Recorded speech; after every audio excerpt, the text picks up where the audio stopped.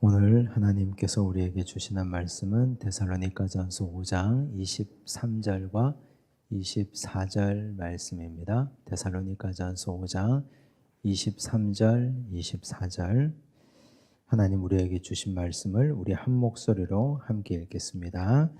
평강의 하나님이 친히 너희를 온전히 거룩하게 하시고 또 너희의 온 영과 혼과 몸이 우리 주 예수 그리스도께서 강림하실 때에 흠없게 보존되기를 원하노라. 너희를 부르시는 이는 미쁘시니 그가 또한 이루시리라. 아멘. 네, 오늘은 데살로니가 전서의 마지막 장 5장을 함께 나누는 시간입니다.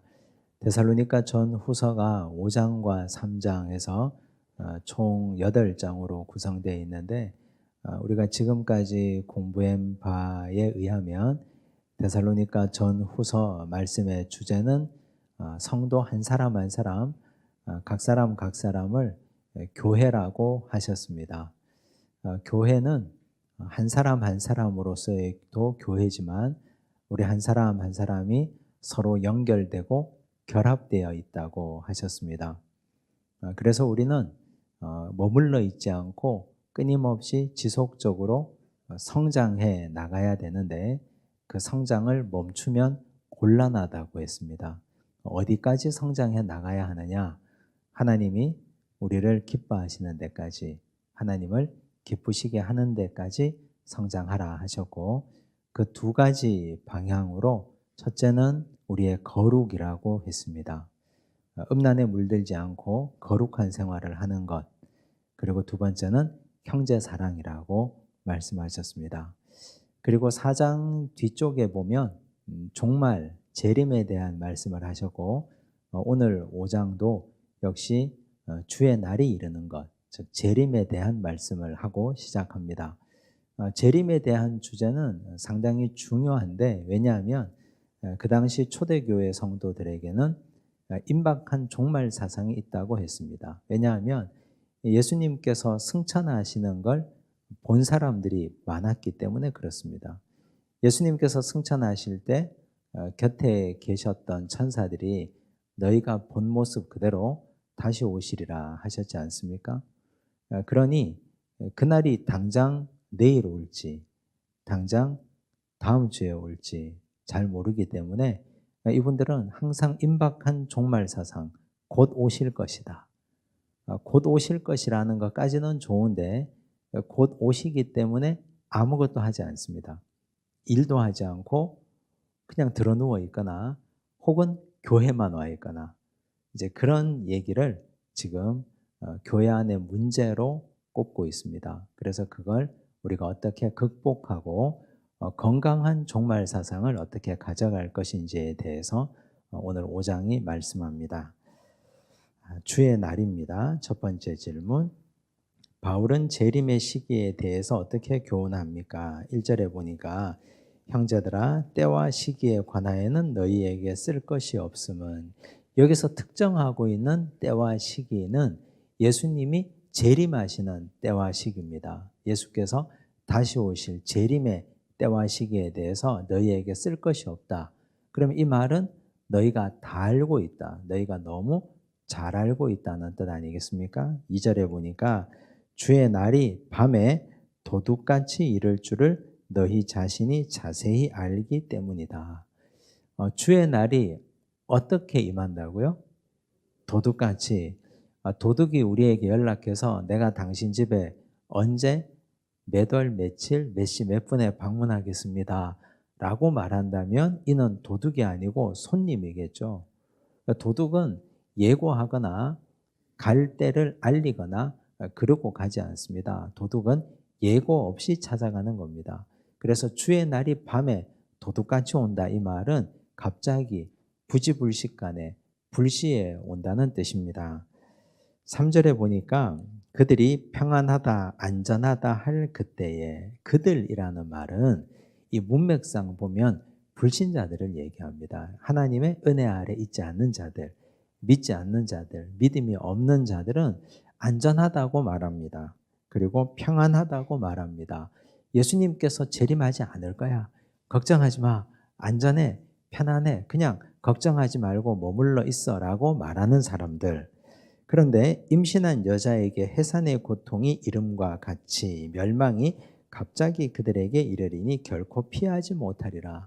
그러니까 우린 지금 오늘 우리의 의학 상식과 우리의 문화권에서는 이 비유가 잘 와닿지 않습니다. 왜냐하면 우리는 예정일을 알고 있습니다.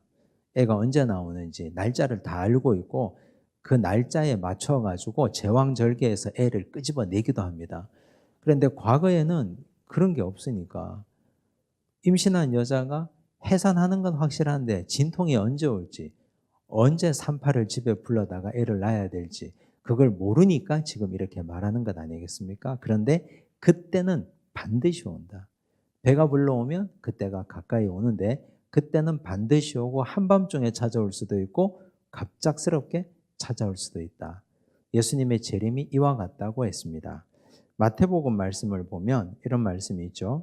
그러나 그날과 그때는 아무도 모르나니 하늘의 천사들도 아들도 모르고 오직 아버지만 아시느니라. 삼위일체 하나님은 하나 아니십니까? 하나님만 알고 예수님 삼위일체인데 성령님도 모르고 예수님도 모르느냐? 제가 그런 질문을 받은 적이 있습니다. 그런데 이 말씀은 정말 종말에 대해서는 너무너무 신비롭게도 하나님만 아신다고 명확하게 기록하고 있습니다. 성경이 그렇다고 하면 그렇다고 우리가 받아야 되지 않습니까? 그만큼 종말에 대해서는 그 때와 시를 안다고 말하는 사람들은 그때부터 무조건 이단입니다. 하나님은 종말에 그리고 예수님의 재림에 대해서는 엄격하게 감추어 두시고 갑자기 부지불식간에 온다는 것만 우리에게 알려주십니다. 두 가지를 얘기하셨죠. 하나는 종말은 반드시 있다. 재림은 반드시 있다. 두 번째는 그때와 시는 아무도 모른다. 이것만 확실한 사실입니다. 더 이상도 그 이하도 그 이상도 없습니다. 이것만 종말에 대해서는 확실한 사실입니다.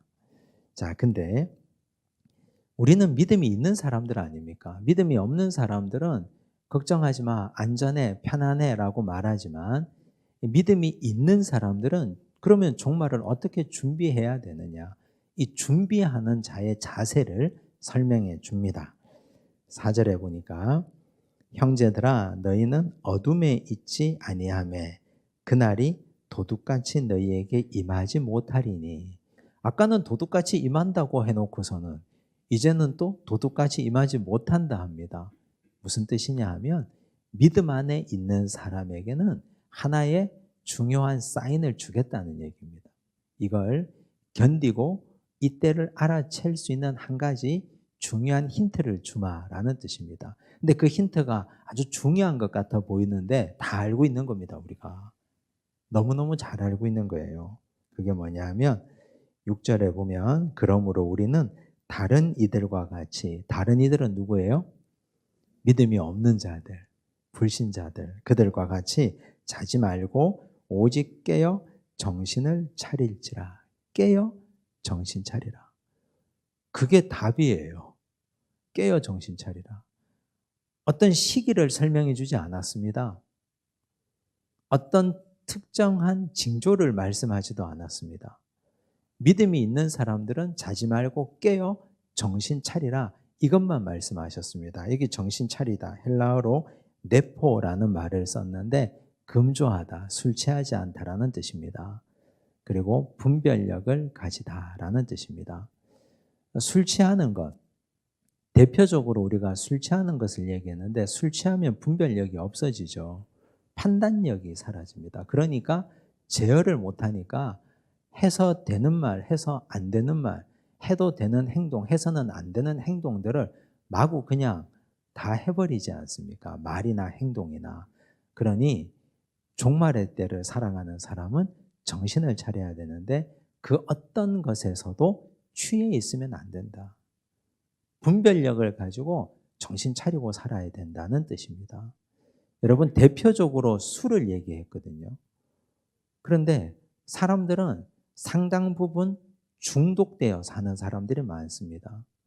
취미에 중독된 사람도 있고 내가 좋아하는 것들에 중독되어 있는 사람, 거기에 취해 있는 사람들이 많습니다. 그렇다 보면 그 중독되어 있는 것이 자신의 인생을 끌고 갑니다.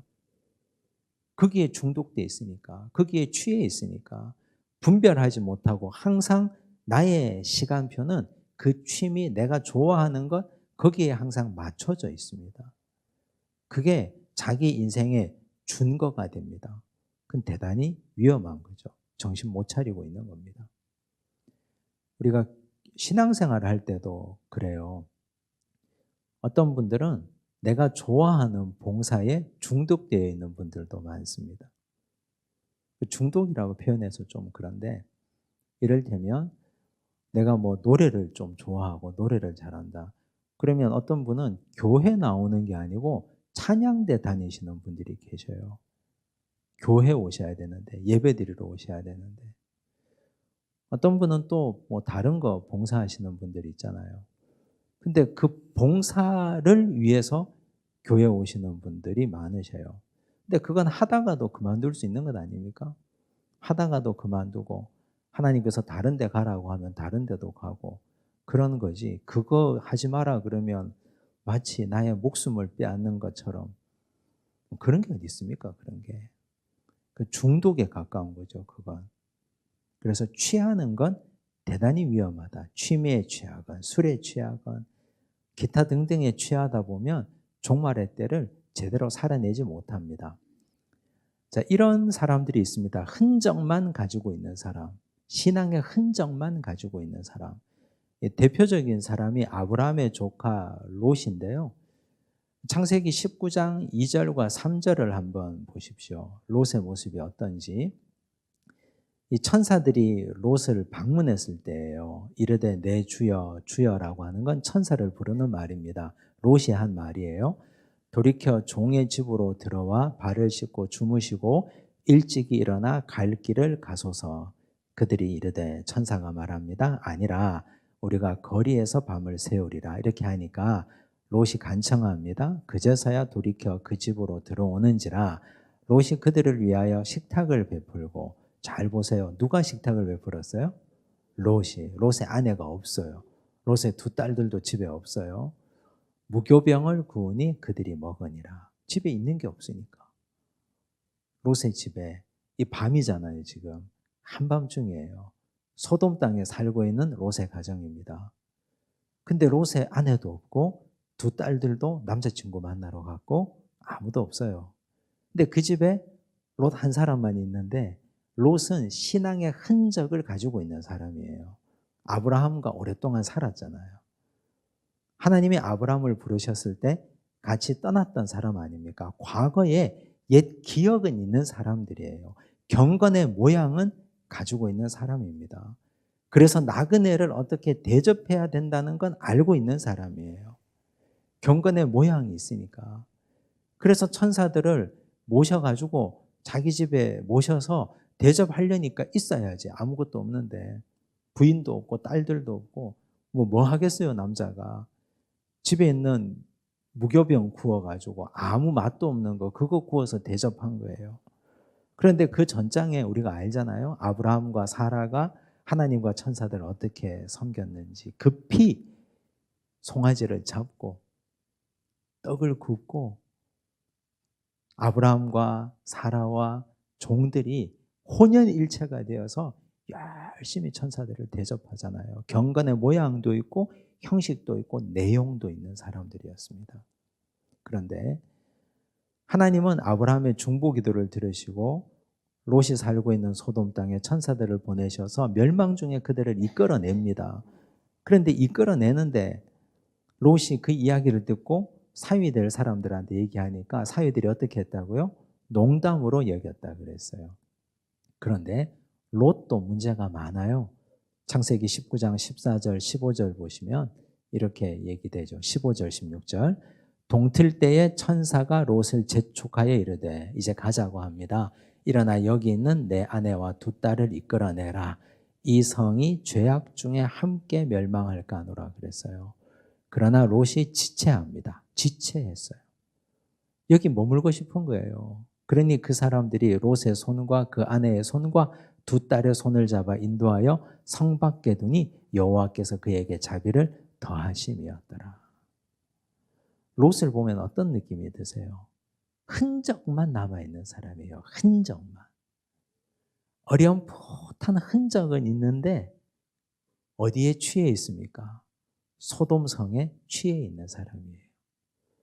롯이 소돔성으로 갈 때 그 땅이 여호와의 동산 같고 애굽 땅과 같았더라 했습니다. 거기에 부귀영화에 돈과 권력과 세속적인 욕망을 보고 갔는데 거기에 취해 있습니다. 흔적은 있어요. 흔적은. 예수 믿는 흔적은. 하나님 자녀의 흔적은. 그런 자들이 자는 자들이에요. 깨어있지 못한 자들. 여러분, 우리가 공간적으로 교회 공동체 안에 있다고 안심해서 안 됩니다. 종말은 반드시 있다 그랬잖아요. 내가 먼저 죽든지 내가 세상 떠나기 전에 예수님이 재림하시든지 둘 중 하나예요. 종말은 반드시 있습니다. 분명히 있습니다. 그런데 중요한 건 내가 흔적만 가지고 이 공동체에서 왔다 갔다 하고 있는 존재인가? 아니면 흔적만 가지고 있지 않고 내용도 함께 있고 진실로 깨어 있는 존재인가? 이걸 우리가 롯을 통해서 보셔야 돼요. 성이 멸망하는데도 지체하고 있잖아요. 롯의 처는 뒤를 돌아보다가 소금 기둥 됩니다. 그 가정이 엉망진창이 돼버려요. 그래서 중독되는 거 굉장히 위험합니다. 신앙생활을 하는 것처럼 보이는데 사실은 신앙생활 하는 게 아니에요. 사실은 흔적만 있고 그냥 교회 공동체 안에 그 공동체가 재밌어서 거기에서 내 재능을 발휘하고 뽐내는 게 즐거워서 거기에 중독되고 거기에 발을 딛고 근데 겉모습은 알 수가 없잖아요. 목사가 압니까? 성도들이 알겠습니까? 알 수가 없고요. 하나님은 아시겠죠. 여러분 정신 바짝 차리고 깨어 있지 않으면 종말의 때를 준비할 수가 없습니다. 그래서 베드로전서에서도 이런 얘기를 하셨어요. 만물의 마지막이 가까이 왔으니 그러므로 너희는 정신을 차리고 근신하여 기도하라. 만물의 마지막이 가까이 왔으니 정신 차리라고 하셨잖아요. 또 나와요. 데살로니가전서 5장 7절 8절 8절에 보니까 우리는 낮에 속하였으니 정신을 차리고 믿음과 사랑의 호심경을 붙이고 구원의 소망의 투구를 쓰자. 정신 차리라는 얘기 계속하죠. 근데 여러분 누군가에게 야, 너 정신 똑바로 차려. 이런 말 들으면 기분 좋아요? 기분 좋으세요? 대단히 기분 나쁘죠. 내가 왜? 내가 왜 지금? 그런데 정신 차려야 돼요. 우리가. 어디에 중독되어 있나를 내가 보셔야 되거든요. 어디에 미쳐 있는지. 정말 잘 생각하셔야 됩니다. 그래서 어디에 중독되어 있고 거기에 빠져 있고 정신 차려 있지 못하면 그러면 사탄이 와서 가라지를 부립니다. 마태복음 13장 24절과 25절을 보세요. 예수께서 그들 앞에 또 비유를 들어 이르시되 천국은 좋은 씨를 제밭에 뿌린 사람과 같으니 좋은 씨를 제밭에 뿌린 사람이 누굴까요? 예수님이에요. 말씀의 씨앗을 뿌렸죠. 그런데 사람들이 잘 때에 잔다 그랬어요. 잔다는 말이 정신 못 차린다는 말이거든요. 잘 때에 그 원수가 와서 사탄이 와서 곡식 가운데 가라지를 덧뿌리고 가버렸어요. 우리가 잘 때, 정신 못 차리고 있을 때, 어디엔가 중독되어 있을 때, 술에 취해 있고, 정말 하나님 말씀에 취해서 그 말씀의 중심을 잡고 살지 못하고 다른데 탐닉하고 빠져 있을 때, 그때 사탄이 와서 가라지를 뿌립니다. 그러면 그 가라지를 예수님이 나중에 이런 말씀 하시거든요. 뽑지 마라 그래요. 뽑지 말라고. 가라지를 뽑아버릴까요? 하니까 가라지 뽑다가 알곡까지 다칠까 하니까 뽑지 마라 그럽니다. 결국 마지막 추수 때 가라지와 알곡을 같이 뽑거든요. 근데 문제는요. 사탄이 와서 한번 뿌리고 간 가라지가 알곡에게 피해를 준다는 말이에요. 알곡에게. 알곡이 성장하는데 가라지가 양분을 다 빨아먹으니까. 그러니까 우리가 정신 차려야 된단 말이에요. 그러니까 정신 차리고 내 마음속에 가라지가 뿌려지지 않기를, 우리 가정에 내가 정신 못 차리고 있을 때, 부모가 돈 번다고 밖으로 돌아다닐 때, 자녀들을 하나님의 말씀으로 제대로 양육하지 않을 때, 하나님의 말씀으로 자녀들 앉혀놓고 책망하고 기도하지 않을 때, 그때 사탄이 와서 우리 자녀들 마음속에 가라지를 마음대로 뿌리고 가라지 농사 짓고 가면 어떡할 거예요, 그거? 감당할 수 있습니까? 나중에? 훗날? 감당 안 됩니다, 절대. 그거 돈으로도 감당 안 되고, 우리 능으로도, 우리 노력으로도 감당할 수 없습니다. 그래서 믿음의 사람들은 매 순간 깨어 있어야 됩니다. 잠자지 말고 깨어 있으란 말이 아니고, 항상 판단의 순간순간, 결정하는 순간순간마다 이것이 내 욕심으로 인한 결정인지 하나님께서 주시는 지혜로 인한 결정인지를 매 순간 분별하셔야 돼요. 그게 얼마나 중요한지 모릅니다. 가라지가 한번 뿌리는 건 순식간입니다. 나중에 뒷감당을 못한다고요, 우리가. 종말의 시간까지. 알곡이 대단한 피해를 보게 되니까 그런 거 우리 가정에 뿌려지지 않도록, 우리 교회에 뿌려지지 않도록 해야 돼요. 여러분, 이단들이 교회 언제 들어올 것 같아요? 이단들 가라지가 교회. 교회가 싸울 때 들어와요. 첫째, 교회가 싸울 때. 둘째, 교회가 말씀 공부 안 할 때 들어와요. 교회에서 말씀 안 가르치잖아요. 교회에서 말씀 안 가르치는데 말씀에 대한 갈망과 열망이 있는 분들이 신천지 찾아갈 것 아닙니까? 교회에서 계시록 가르치지 않고 교회에서 하나님 말씀으로 성경 공부하지 않으면, 열심히 배우고 열심히 말씀 공부하지 않으면 그때 사탄이 들어오고 가라지를 뿌립니다. 그래서 교회는 항상 깨어 있어야 되고 싸우면 안 돼요. 갈등의 씨앗이 싹 솟아나려고 할 때, 내가 누군가가 미워지려고 할 때, 아이고 이러다가 이단들이 들어오겠다, 이런다가 사탄이 우리 마음에 씨를 뿌리겠다, 그런 마음을 가지셔야 돼요. 분쟁과 다툼, 말씀 공부하지 않는 건 가라지가 들어오는 아주 중요한 시작이 됩니다. 자, 로마서 말씀 보세요. 13장 11절, 또한 너희가 이 시기를 알거니와 자다가 깰 때가 벌써 되었으니 이는 이제 우리의 구원이 처음 믿을 때보다 가까웠음이라. 또 깬다는 얘기를 또 하잖아요. 정신 바짝 차리고 깨어 있으라. 성경에 이런 얘기가 너무너무 많이 나옵니다. 즉 종말의 시간을 살아가는 사람들은 딱 한 가지만 하면 됩니다. 아까 얘기했죠, 제가. 종말에 대해서, 때와 시기에 대해서 알 필요 없다 그랬어요. 두 가지를 그랬습니다. 분명히 종말은 온다. 두 번째, 언제 올지 모른다. 그럼 우리는 어떻게 해야 되느냐? 깨어 있어야 된다. 깨어 있어야 된다. 깨어 있는 것, 어떤 일이든지 하나님의 말씀으로 분별하고 깨어 있으라 그랬습니다. 이것이 종말을 대하는 사람의 태도입니다. 여기까지 잘 기억하십시오. 그 다음 페이지 넘기셔서 28쪽을 보시면 9절 말씀에 이런 말씀을 하셔요. 9절과 10절 말씀을 잘 이해를 하셔야 되는데, 하나님이 우리를 세우심은 노하심에 이르게 하심이 아니요 오직 우리 주 예수 그리스도로 말미암아 구원을 받게 하심이라. 하나님이 우리 인간을 창조하시고 세우신 이유는 구원으로 우리를 초대하시기 위함이라는 거죠. 이건 하나님의 뜻 아닙니까? 하나님이 모든 세상을 사랑하사, 이 세상을 사랑하사 독생자를 주셨다 했잖아요. 이게 구원을 향한 하나님의 열망이잖아요.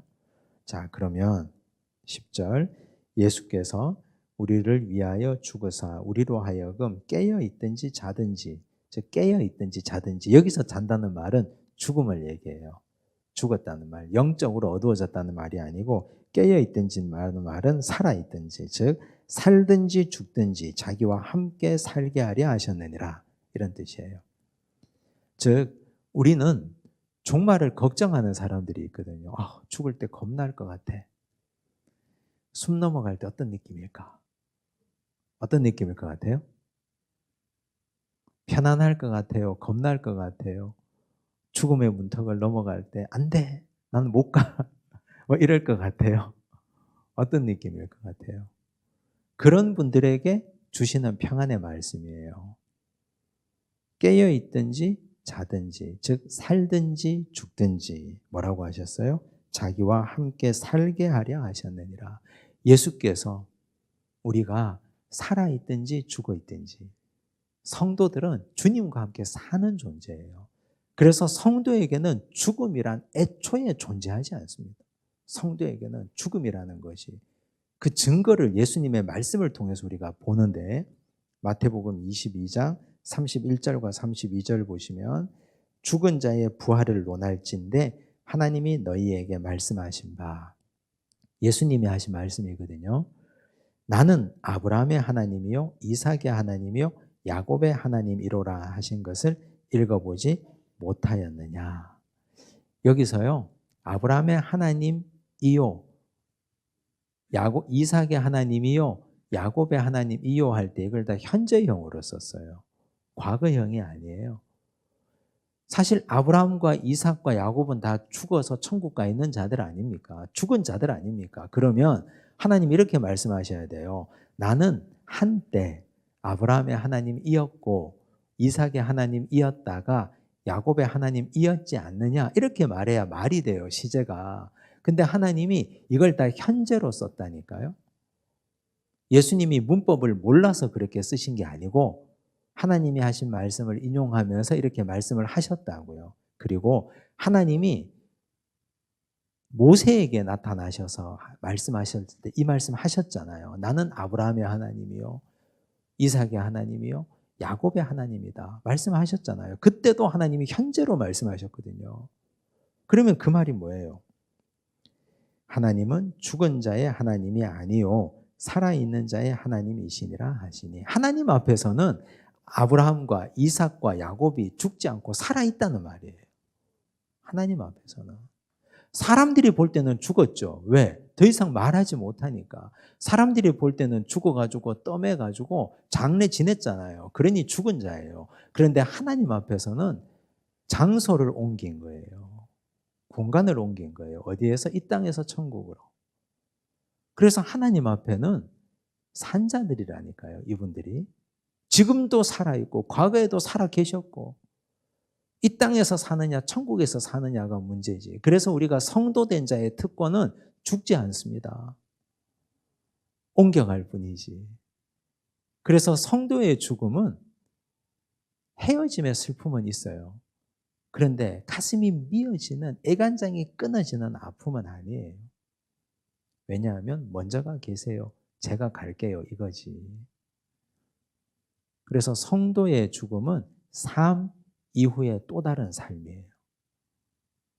앞의 삶은 육체로 사는 삶이고 삶 이후에 또 다른 삶은 영으로 영원히 사는 삶이에요. 예수님이 말씀하신 겁니다. 그래서 우리는 주님의 말씀을 그대로 믿잖아요. 바울은 이 말씀을 가지고 이렇게 해석해서 말씀하신 겁니다. 깨어있든지 자든지 우리와 자기와 함께 살게 하려 하셨다. 그래서 우리가 예수 믿는다는 것이 이런 대단하고 엄청난 특권을 가지고 있다는 겁니다. 사실 세상의 왕후장상, 세속의 권력을 다 가진 분들이 해결할 수 없는 게 이 문제 아닙니까? 죄의 문제와 죽음의 문제 아닙니까? 해결할 수 있습니까, 이들이? 그런데 예수께서 십자가에서 이 문제를 해결하셔서 우리가 주와 함께 있으면 이걸 해결받은 자들이에요. 그러니 우리는 기쁠 수밖에 없잖아요. 기쁠 수밖에.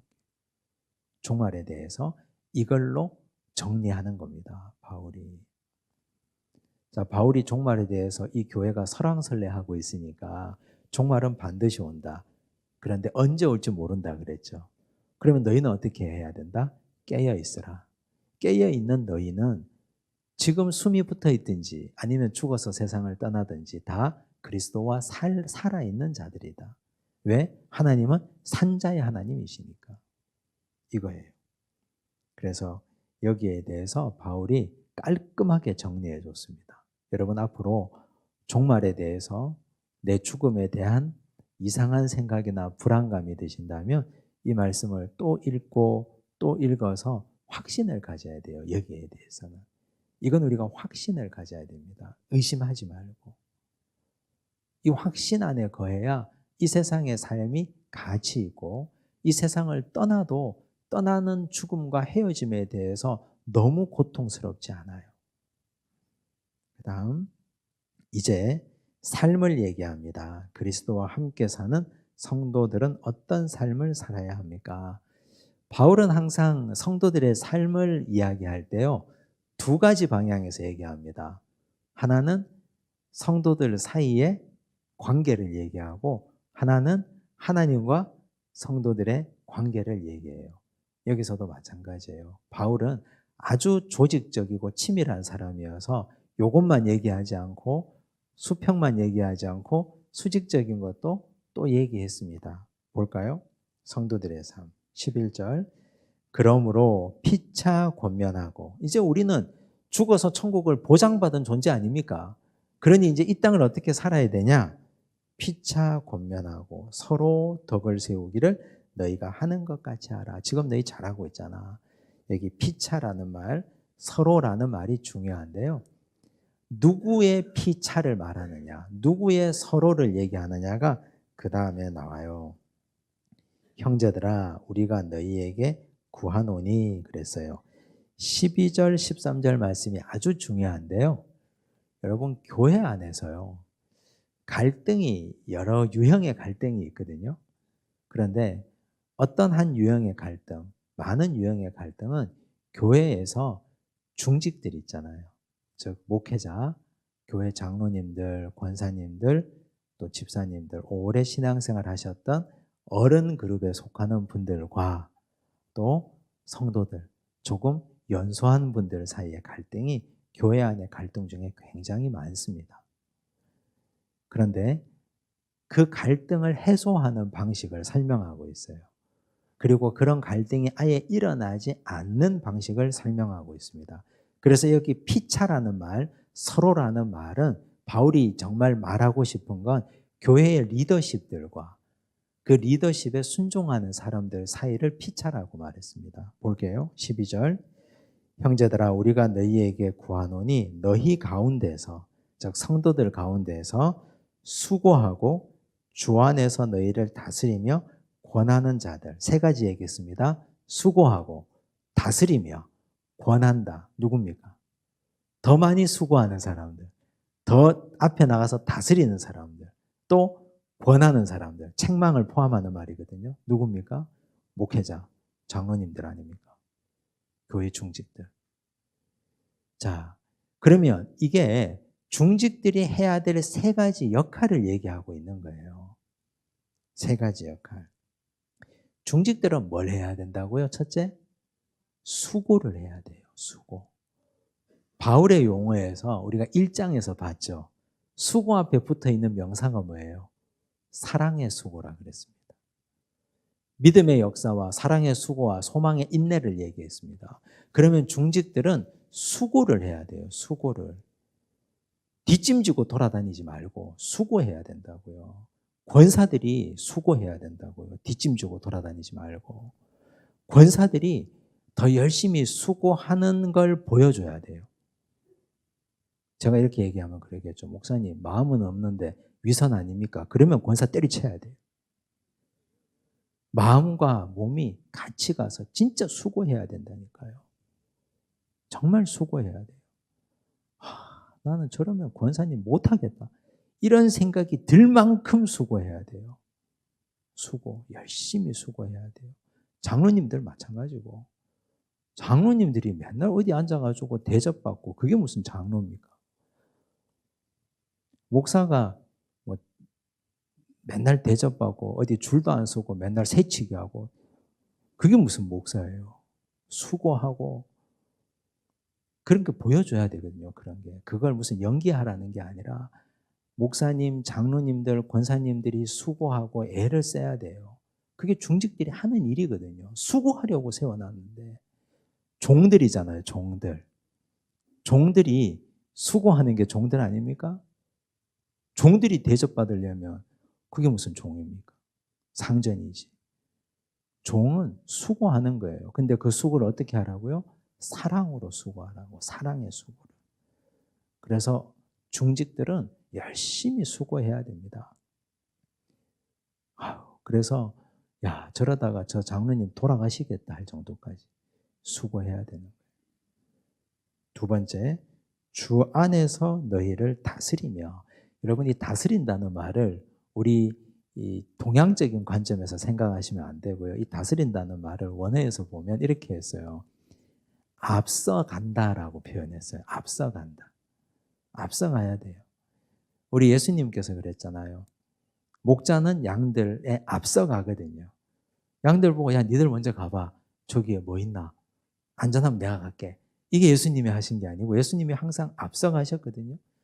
그래서 책임 맡은 자들, 중직들은 앞서가는 거예요. 예배에 앞서가야 되고요. 봉사에 앞서야 되고 기도에 앞서야 되고 그래서 피곤한 겁니다. 그래서 뭐든지 앞서가야 돼요. 뭐든지. 세 번째, 권하다. 권하다는 거 아시죠? 책망한다는 말이에요. 이거 누테테오. 책망하다. 책망도 해야죠. 수고하고 앞서서 나가는 사람이 책망할 자격이 있는 겁니다. 쥐뿔도 수고도 하지도 않고 앞서지도 않고 일도 안 하는데 책망만 해보세요. 말 듣는가? 분란이만 생기지. 수고하고 앞서 나가는 자가 사랑을 가지고 경책하고 책망하는 것입니다. 그게 중직들이 하는 일이에요. 그러면 그런 중직들을 대하는 성도들의 태도는 어때야 됩니까? 뒤에 나오죠. 어떻게 해요? 너희가 알고 그랬어요. 알아주라는 뜻이에요. 인정하라는 뜻입니다. 알아주라. 그들의 수고를 인정해주라. 그들의 앞장서서 앞서 나가는 그들의 고통을 인정해주라. 그들이 권면하고 경책하는 걸 받아들여 주라. 그런 뜻이에요. 그래서 이게 상호적인 거거든요. 서로. 그렇잖아요. 상호적이에요. 서로. 그걸 좀 알아줘라. 맨날 치칫거리지 말고 인정해주고 수고한다고 격려해줘라. 두 번째로 그들의 역사로 말미암아 사랑 안에서 가장 귀히 여기며 가장 귀히 여겨줘라. 우리 장로님, 우리 목사님, 우리 권사님들 하고 정말 귀하게 여겨줘라. 장로님이 계셔서 우리 교회가 복받습니다. 우리 부서가 힘이 납니다. 이렇게 귀하게 여겨줘라. 그런 뜻이죠. 세 번째, 너희끼리 화목하라. 너희들끼리 화목하라. 행복하게 지내라 이런 뜻 아닙니까? 그렇죠. 이게 얼마나 아름다운 공동체예요. 앞서서 나가는 사람은 이렇게 세 가지를 하고 뒤에서 따르는 사람은 이렇게 그 다음 세 가지를 하고 이것이 구원받은 사람, 천국을 보장받은 사람들의 형제 사랑의 중요한 핵심입니다. 이건 가정에서도 마찬가지예요. 가정의 부모들은 앞에 세 가지를 해야 되고 이 세 가지가 되면 자녀들은 뒤에 세 가지를 따라서 할 것이고 어디에나 다 똑같이 적용되는 말씀 아니겠습니까? 근데 이게 안 되면 그 다음은 될 수가 없는 거예요. 이것 중에 우리가 부족한 게 뭔지, 내가 중직이라면, 내가 앞선 자라면 어떻게 해야 되는지, 그리고 우리는 우리 교회 앞선 분들을 어떻게 섬기고 또 따라가고 존중해야 되는지를 잘 배워야 됩니다. 그 다음 14절 보세요. 형제들아 너희를 권면하노니. 이 형제들아 할 때는요, 앞선 자들, 교회 중직들과 또 따르는 성도들을 다 포함하는 말이에요. 아까 앞에는 앞선 자들과 따르는 자들을 분리해서 말씀했고 이제는 온 교회 성도들을 다 포괄해서 하는 말입니다. 보세요. 너희를 권면하노니 이제 세 가지를 얘기했어요. 게으른 자들을 권계하며 마음이 약한 자들을 격려하고 힘이 없는 자들을 붙들어주며 모든 사람에게 오래 참으라. 교회에 아주 부정적인 세 가지 부류의 사람이 있다 했어요. 첫째 어떤 사람? 게으른 사람. 게으른 사람이 어떤 사람이에요? 우리가 생각할 때는 자기 할 일 안 하고 남에게 미루고 성실하지 않은 자가 게으른 자 아닙니까? 그런데 여기 게으르다는 말을 보세요. 아탁토스라고 그랬어요. 아탁토스. 정돈되지 않은 제 멋대로 하는 이게 게으른이라는 뜻이에요. 아탁토스. 근데 여러분 우리가 생각할 때는 아무것도 하지 않고 드러누워가지고 꼼짝도 하지 않는 사람이 게으른 사람일 수 있어요. 그런 사람도 물론 게으르죠. 그런데 정돈되지 않고 제 멋대로 하는 사람, 우리가 볼 때는 부지런한 사람일 수 있습니다. 근데 교회 안에서 이런 사람은 게으르다 그랬어요. 즉 하나님 말씀에 통제를 받지 않는 사람들. 말씀과 상관없이 지 좋은 거 하고 쫓아다니는 사람들. 힘들어요, 목사들이. 너무 힘들어요. 말도 안 듣고 성경도 안 보고 그냥 자기 좋은 것만 하는 거예요. 그런 분들이 여기 가서 사고치고 저기 가서 사고치고, 근데 사람들이 볼 때는 부지런해 보이거든요. 저 사람 성실하잖아. 그래도 사고를 좀 쳐서 그렇지 성실하잖아. 안 성실했으면 좋겠어요. 제발. 제발. 진짜로. 제멋대로 하는 건 말씀에 길들여지지 않은 거거든요. 그게 게으르다 그랬어요. 여러분 이거 굉장히 중요한 얘기예요. 우리의 게으름, 나는 정말 내가 성실하다고 생각했는데 사실은 게으른 자가 아닌가.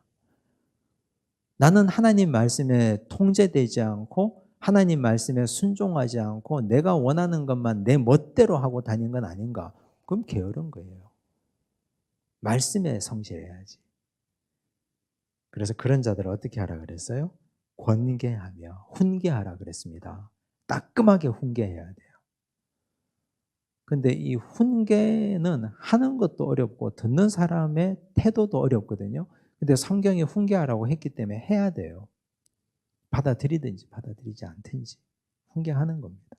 두 번째, 마음이 약한 자들을 격려하고, 마음이 약한 자들은 소심한 자들이에요. 여기 나오죠. 올리고프시코스라고 나오죠. 겁이 많은 사람. 소심한 겁이 많은 사람. 즉 그런 거죠. 예수님께서 베드로에게 나에게 오라 그랬어요. 베드로가 예수님이 진짜 주님이시거든. 나로 바다 위를 걷게 해 주십시오. 무리를 걷게 해 주십시오. 배에서 내려 나에게 오라. 근데 못 가는 거예요. 못 가는 거예요. 못 가요. 베드로는 갔잖아요. 근데 소심하고 겁이 많으면 믿음의 발걸음을 내딛기가 어려운 거예요. 믿음의 발걸음을 한번 해보는 거, 한번 도전해보는 거, 이게 어려운 거거든요. 그때는 어떻게 하라? 책망하지 말고 격려해 주라. 격려해 주라. 격려가 뭐예요? 이 격려는 문자 그대로 얘기하면, 여기 이 원어 그대로 얘기하면 함께 가는 겁니다. 손잡고 함께 가는 거. 괜찮잖아. 나하고 함께 가보니까 되잖아. 하고 같이 가보는 거예요. 믿음의 길을. 그냥 너 가라고 떠밀지 말고 같이 손잡고 가주는 거. 그게 격려예요. 교회 공동체에서, 가정 공동체에서. 생각보다 소심한 분들 많아요.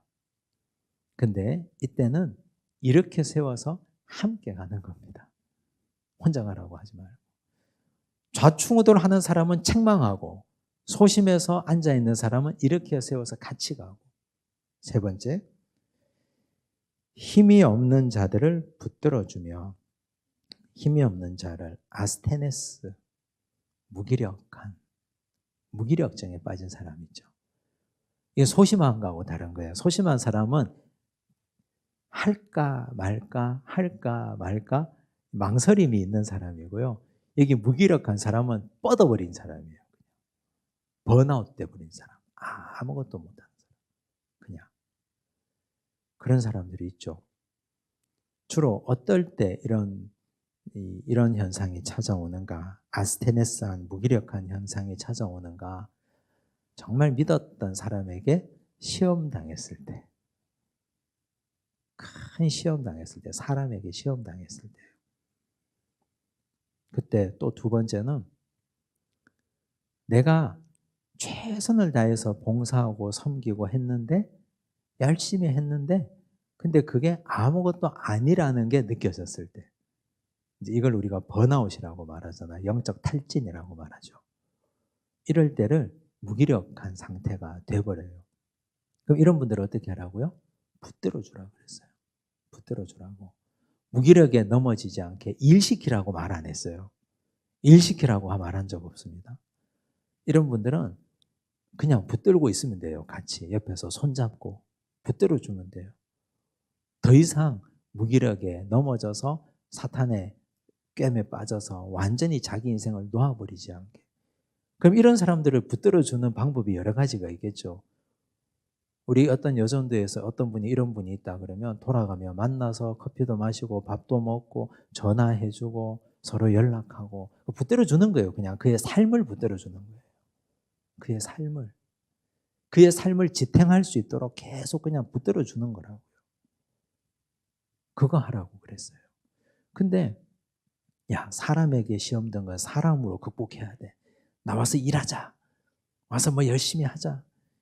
우울증에 빠져가지고 너무 힘든데 일이 됩니까 그게? 사람에게 시험 들어가지고 다시는 사람 꼴도 보기 싫은데 됩니까 그게? 야, 이럴 때일수록 교회 가서 금요일날 뜨겁게 주여 부르짖고 기도해야 돼. 교회 오면은 금요일날 오면은 찬양 소리 너무 커가지고 그때는 공황이 올 것 같은데 그 부르면 되겠어요? 안 됩니다 절대. 그냥 붙들어 주는 거예요. 유지할 수 있도록.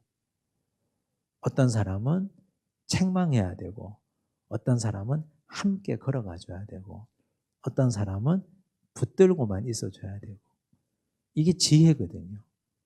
그렇게 얘기했습니다. 그런데 이 세 가지 부류의 모든 사람, 게으른 자, 마음이 약한 자, 힘이 없는 모든 사람에게 어떻게 하라고요? 오래 참으라. 제가 이거 읽는 방법 가르쳐줬죠. 어떻게 해요? 오래 참으라 그랬습니다. 숨 넘어갈 때까지. 오래 참는 게 뭡니까? 본질이 사랑입니다. 고린도전서 13장에서 사랑은 오래 참고 그랬으니까. 참아줘야 되거든요. 한 번 책망한다고 게으른 사람이 갑자기 하나님 말씀에 성실해지지 않습니다. 한 번 격려해서 우리 일으켜서 같이 걸어가자 해서 소심한 사람이 갑자기 용기가 나지 않습니다. 무기력증에 빠진 사람 붙들고 있는다고 해서 일주일 만에 무기력에서 갑자기 힘이 솟아나지 않습니다. 어떻게 해요? 오래 참는 거예요. 우리는 천국을 보장받은 사람들이니까 형제들 성도의 관계에서 이거 하라고 한 겁니다. 이 일을 하라고. 그래서 교회는 이런 일을 하는 공동체예요. 우리가 해야 될 일이 뭔지 제대로 알아야 일할 것 아닙니까? 어떤 분은 그런 말씀하세요. 우리 교회는 교인이 많아서 내가 섬길 데가 없습니다. 봉사할 데가 없습니다. 찬양대도 꽉 차 있고 뭐 어디도 있고 어디 가도 교사도 가보니까 너무 많고 근데 그런 것만 섬기는 게 아니에요. 그건 정말 눈에 보이는 거지. 바울이 어디 찬양대 봉사하라고 얘기한 적 있습니까? 바울이 어디 주방에서 밥하라고 얘기한 적 있습니까? 이런 얘기하죠. 이게 본질적인 거거든요. 그래서 이런 사람들을 찾으려면 잘 살펴야 되잖아요. 누가 무기력증에 빠져 있는지, 누가 어떤 사람이 소심한 사람인지, 어떤 사람이 쓸데없이 성실한지 이런 것들을 잘 살펴서 오래 참고 그런 사람들을 도와야 돼요.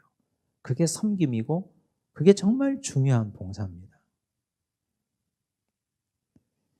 삼가 누가 누구에든지 악으로 악을 갚지 말게 하고 서로 대하든지 모든 사람을 대하든지 항상 선을 따르라. 선을 따르라. 원칙이에요. 원칙. 싸우지 말고 악으로 악을 갚지 말고. 요거 잘 기억하십시오. 이제 종말의 시간을 살아가는 성도들, 우리는 천국을 보장받은 사람이기 때문에 성도들과의 관계는 이래야 된다 했습니다. 그러면 이제 남은 게 뭐예요? 하나님과의 관계.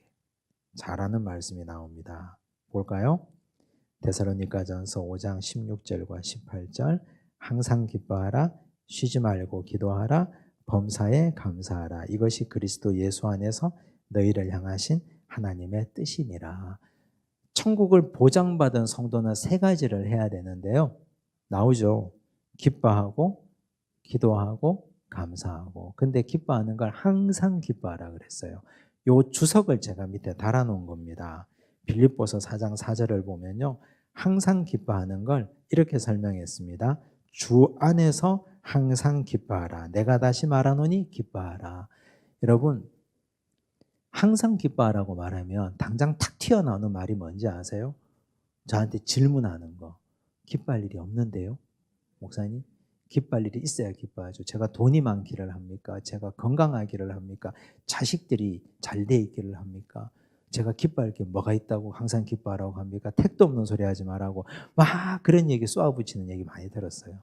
네, 그랬어요. 주 안에서라는 말이에요. 항상 기뻐하는 거. 세상에서 기뻐할 거리들 많죠. 돈이 있어도 기쁘고. 그런데 그건 그냥 일시적인 거예요. 다. 정말 지나가는 거고 일시적인 거예요. 진짜 기쁨은, 우리의 기쁨은 주 안에서 기뻐하는 겁니다. 주 안에 있을 때, 말씀 안에 있을 때, 은혜 아래에 있을 때, 주의 진리 안에 거할 때, 그때 우리는 기쁜 거예요. 바울은 빌립보서 말씀을 감옥에서 썼거든요. 감옥에 있으면서 기쁠 일이 뭐가 있습니까? 언제 끌려나가서 죽임 당할지 모르는데, 그런데 그가 기뻤던 이유는 나는 현실은 감옥에 있지만 나의 영은 주 안에 있기 때문에 기쁜 거예요. 그래서 종말을 살아가는 자가 기뻐하라, 이 말은 주 안에 있으라는 말입니다. 이 말을 다른 말로 바꾸면 주 안에 거하라.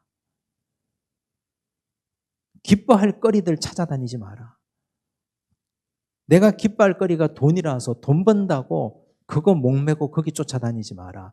주 안에 있으면 너희의 기쁨은 보장된다는 뜻이에요. 두 번째, 쉬지 말고 기도하라. 그러면 또 딱 던지는 질문이 있죠. 안 쉬고 어떻게 기도해요? 밥도 안 먹고. 뭐 이제 그런 초등학생 같은 질문 하시면 안 돼요. 여기 나오죠. 주석을 달아놨죠. 빌립보서 1장 10절 보세요. 9절에 보니까 내가 기도하노라 시작했고 10절에 너희로 지극히 선한 것을 분별하며 그랬습니다. 항상 쉬지 말고 기도하라, 이 말은요, 선택의 순간마다 분별을 위해서 기도하라는 뜻입니다. 여러분, 우리가 오늘 하루 이 시간 이 자리까지 올 때까지 오늘 얼마나 많은 선택의 순간이 있었습니까? 누구를 만나야 될지, 누구를 만나지 말아야 될지, 어떤 일을 해야 될지, 어떤 일은 하면 안 될지, 무슨 음식을 먹어야 될지, 먹지 말아야 될지, 이 돈을 내가 지불해야 될지, 아니면 저 사람이 돈 내게 가만히 두어야 할지 등등의 선택들이 굉장히 많았습니다. 그런데 그 선택의 순간마다 기도하라는 뜻이에요. 분별을 위해서. 순간순간 기도하고, 정말 중요한 선택을 앞두고는 이 선택이 정말 하나님의 영광을 위한 선택이 될 수 있도록 기도하라는 뜻이에요. 결혼을 앞두고, 내 직장 선택을 앞두고, 내 인생의 정말 중요한 분기점마다 선택의 순간마다 분별을 위해서 기도하라는 뜻이에요. 그게 쉬지 말고 기도하라는 뜻입니다. 그래야 후회되는 선택을 하지 않잖아요.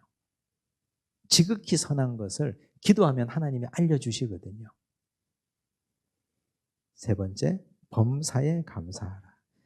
이 감사에 대한 건요, 주석을 또 달아놨죠. 빌립보서 말씀 페이지 넘기시면 아무것도 염려하지 말고 다만 모든 일에 기도와 간구로 너희 구할 것을 감사함으로 하나님께 아뢰라. 여러분, 감사는 미래적 감사입니다. 구한 것이 아니고요, 받은 것이 아니고 구할 것을 감사하라 그랬어요. 그래서 범사에 감사하는데 미래적으로, 선제적으로 감사해야 돼요. 그래서 바울이 말한 이 세 가지 하나님의 뜻, 기뻐하는 건 주 안에 있으라는 말이고, 기도하라는 건 선택의 순간마다 분별을 위해서 기도하라는 뜻이고, 감사는 미래적으로, 선제적으로 감사라는 뜻입니다. 또 하나님의 뜻을 따라가는 성도의 영적 생활을 위해서 권면하는 게 뭡니까? 19절, 성령을 소멸하지 말며 예언을 멸시하지 말고 그랬어요. 여러분, 여기 소멸하다라는 말은요, 여기 헬라어로 보면 스벤님이라고 해서 불을 끄다라는 뜻이에요. 불을 끄다. 성령의 불을 끄지 말라 그랬어요. 여러분, 성령이 언제 충만해집니까? 사도행전 말씀에 우리가 교리학교 할 때도 또 여러 번 얘기했는데 말씀 읽을 때, 기도할 때, 찬양할 때 요 세 가지가 함께 있는 자리가 예배라고 그랬습니다. 그러면 성령을 소멸하지 말라, 즉 성령의 불을 끄지 말라는 말은 말씀 읽는 걸 중단하지 마라, 기도를 쉬지 마라, 찬양을 멈추지 마라, 예배 생활을 지속적으로 성실하게 하라, 이 말이죠. 여러분, 이게 대단히 중요하죠. 종말의 시대를 살아가는 우리 성도가 성령의 불을 끄면 안 되니까. 예언을 멸시하지 말라. 예언은 뭡니까? 점쟁이가 던지는 말입니까? 아니에요. 예언은 하나님의 말씀을 맡아 있는 것. 즉 하나님의 말씀을 맡아서 그 말씀을 읽고 묵상하는 것 멸시하지 마라. 항상 말씀을 가까이 하라는 뜻입니다. 나머지는 다 이해가 되실 테고요. 데살로니가 성도들을 위해서 바울이 기도를 했습니다. 23절, 평강의 하나님이 친히 너희를 온전히 거룩하게 하시고 또 너희의 온 영과 혼과 몸이 우리 주 예수 그리스도께서 강림하실 때에 흠없게 보존되기를 원하노라. 흠없게 보존되기를 원하노라. 이 바울의 절절한 소원이 들어가 있잖아요. 그죠? 정말 흠도 없이 점도 없이 하나의 흐트러짐도 없이 예수께서 강림하실 때 깨끗하고 정결한 상태로 보존되기를 원한다. 바울의 소원이 담긴 기도였어요.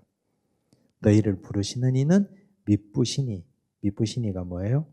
신실하시니 그가 또한 이루시리라. 이루신다. 헬라어 포이에오, 활동하신다. 하나님이 너희를 불렀으니 하나님이 활동하실 것이다. 그럼 너희는 어떻게 하라? 그 활동하심에 너희를 맡기고 따라가기만 하면 된다. 그런 뜻입니다. 이제 마지막 인사입니다. 형제들아, 우리를 위하여 기도하라. 바울이 참 장점이 많은데요. 이런 게 대단한 장점이에요. 바울은 데살로니가 교회 성도들에게 부탁했어요. 중보 기도를 날 위해 기도해 달라고. 그래서 이 바울이라는 사람을 위해서 데살로니가 교회 성도들이 기도할 일이 있을까 싶지만 바울은 항상 기도를 부탁했다고요. 그래서 목회자도 성도들에게 기도를 부탁하고요. 부모도 자녀들에게 기도를 부탁해야 돼요. 기도에 부담을 줘야 돼요. 날 위해 기도해 달라고. 지금 내 상태가 이러이러하니 날 위해 기도를 해달라고. 나 돈이 부족하니까 돈 달라는 얘기는 하시는데 근데 자녀들에게도 기도 부탁을 하셔야 돼요. 내가 기도해 줄 테니 엄마한테 기도 제목 갖고 와. 이것만 얘기하지 말고. 거룩하게 입맞춤으로 모든 형제에게 문안하라. 내가 주를 힘입어 너희를 명하노니 모든 형제에게 이 편지를 읽어주라. 우리 주 예수 그리스도의 은혜가 너희에게 있을지어다. 이렇게 해서 데살로니가 전서가 끝이 납니다. 5장을 정리하면 종말은 반드시 온다. 때와 시는 모른다. 우리는 깨어 있어야 된다. 천국은 보장받은 것이다. 천국 보장받은 사람은 형제의 사랑을 해야 된다. 성도들 사이에 앞선 자와 따라가는 자 사이의 관계를 얘기했고 교회 공동체에 이런 부류, 저런 부류, 또 다른 부류의 사람들이 있는데 이렇게 처방을 했고 마지막으로 오래 참으라 그랬습니다. 그 다음 하나님과의 관계에 대해서는 항상 기뻐하고 쉬지 말고 기도하고 범사에 감사하라고 했고 그게 핵심이에요. 그거 잘 기억하시고 그리고 데살로니가 전서를 마감하고 다음 주에 데살로니가 후서로 들어가겠습니다. 기도하겠습니다. 하나님 아버지 감사합니다. 천국은 믿는 자들에게 주신 하나님의 거룩하고 위대한 선물임을 깨달았습니다. 예수님 안에는 죽은 자가 없다고 하셨고 하나님 앞에는 지금도 아브라함과 이삭과 야곱은 산자라고 말씀하셨으니 우리가 삶 이후에 또 다른 삶을 준비하는 자로 죽음을 두려워하지 않게 하여 주시옵소서. 주여 천국을 보장받은 우리가 형제 사랑하며 살기를 원합니다. 교회의 앞선 자들은 어떻게 해야 되는지 따르는 자들은 어떤 마음으로 따라가야 하는지를 깨닫게 하시니 감사합니다. 주여 교회 공동체에 다양한 부류의 사람들이 있습니다.